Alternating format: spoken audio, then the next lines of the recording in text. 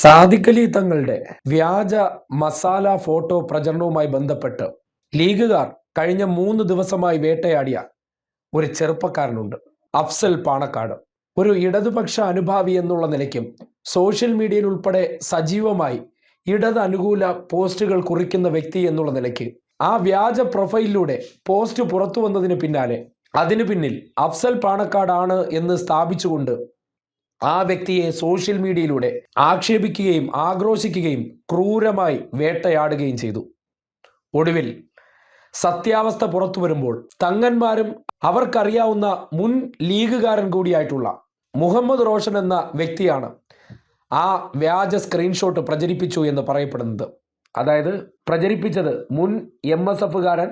അദ്ദേഹം പ്രചരിപ്പിക്കുമെന്ന് പാണക്കാട് കുടുംബത്തിലുള്ള മുനവർ അലി ശിഹാബ് തങ്ങളെ വിളിച്ചറിയിച്ച് അദ്ദേഹത്തോട് 15 കോടി രൂപ വേണമെന്ന് ജനുവരി 31 അറിയിച്ചിരുന്നു.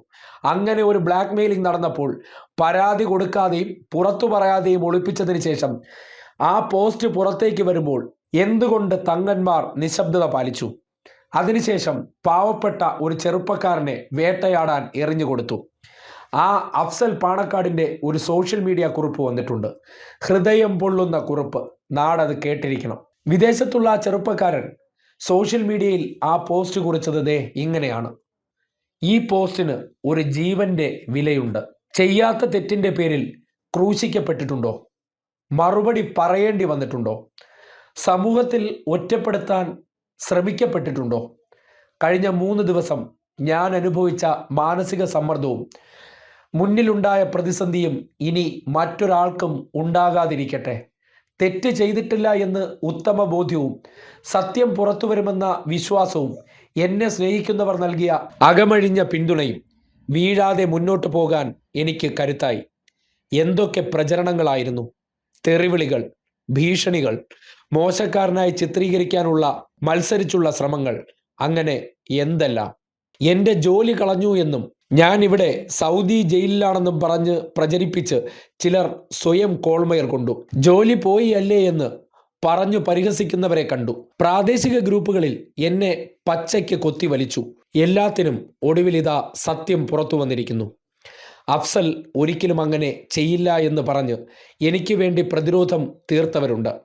കൂടെയുണ്ട് സഖാവേ എന്ന് പറഞ്ഞ് ആശ്വസിപ്പിച്ചവരുണ്ട്. ജോലി പോയി എന്ന് കേൾക്കുന്നു. സത്യമാണെങ്കിൽ പുതിയ ജോലി എൻ്റെ കമ്പനിയിൽ നാളെ തന്നെ തരാമെന്ന് പറഞ്ഞവരുണ്ട്. സാമ്പത്തിക ബുദ്ധിമുട്ടുകളുണ്ടെങ്കിൽ അറിയിക്കാൻ പറഞ്ഞവരുണ്ട്. ലീഗുകാർക്ക് വിരൽ ചൂണ്ടാൻ പോലും എന്നെ വിട്ടുകൊടുക്കില്ല എന്ന് പറഞ്ഞ് മുഴുവൻ സമയവും കൂടെ നിന്നവരുണ്ട്. തളരാതെ മുന്നോട്ട് പോകണമെന്നും എന്താവശ്യത്തിനും കൂടെയുണ്ടെന്ന് പറഞ്ഞ എൻ്റെ നവോദയയുമുണ്ട്. നിയമ നടപടികൾക്കും മറ്റും കൂടെ നിന്ന് നാട്ടിലെ പാർട്ടിയുണ്ട്. നാട്ടിൽ നിന്നും ഇങ്ങോട്ട് വിളിച്ച് പിന്തുണ നൽകിയ നേതാക്കളുണ്ട്. മുന്നേ പറഞ്ഞതുപോലെ ഇതൊരു താൽക്കാലിക പ്രതിസന്ധിയായിരുന്നു. കൂടെ നിന്ന് അറിയുന്നവരും അറിയപ്പെടാത്തതുമായ മുഴുവൻ മനുഷ്യർക്കും നന്ദി അറിയിക്കുന്നു. കേസുമായി മുന്നോട്ട് പോകും. ഞാൻ ഇവിടെ നിന്ന് മെയിൽ വഴിയും അനിയനും പാർട്ടിയും നാട്ടിൽ നേരിട്ടും പരാതി നൽകിയിട്ടുണ്ട്. മുൻ വിദ്യാഭ്യാസ മന്ത്രി അബ്ദുറബ് ഉൾപ്പെടെയുള്ളവർക്കെതിരെയാണ് പരാതി നൽകിയിട്ടുള്ളത്. ഈ കേസിൽ നിന്ന് 1 ഇഞ്ച് പിന്നോട്ട് പോകില്ല.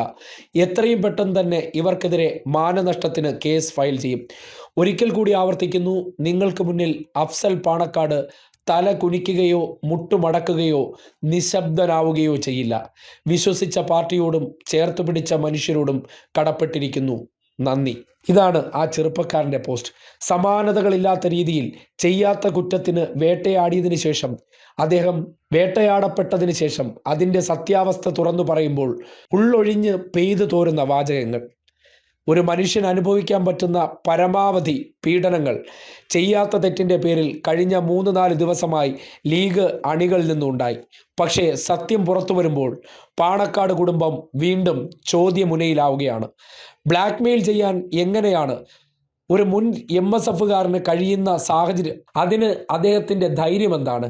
പാണക്കാട് കുടുംബവുമായി ബന്ധപ്പെട്ട് എന്താണ് അദ്ദേഹത്തിന് ഇത്ര അടുത്ത ബന്ധം?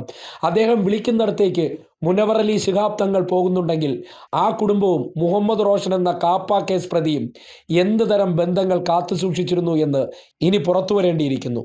ആ വ്യാജ സ്ക്രീൻഷോട്ട് വെറുതെ വന്നതല്ല എന്ന് ഇപ്പോൾ ബോധ്യപ്പെടുകയാണ്. ലീഗിനുള്ളിലെ പടലപ്പിണക്കത്തിൻ്റെ ഭാഗമായിട്ട് അതിലെ ഒരു വിഭാഗം ചെയ്ത പ്രവർത്തനങ്ങളെ സഖാക്കന്മാരുടെ തലയിൽ കെട്ടിവെക്കാൻ വെപ്രാളം കാണിച്ചത് ഒരു തിരഞ്ഞെടുപ്പ് കാലമായതുകൊണ്ടാണ്. സത്യം എപ്പോഴും ഇങ്ങനെയാണ്.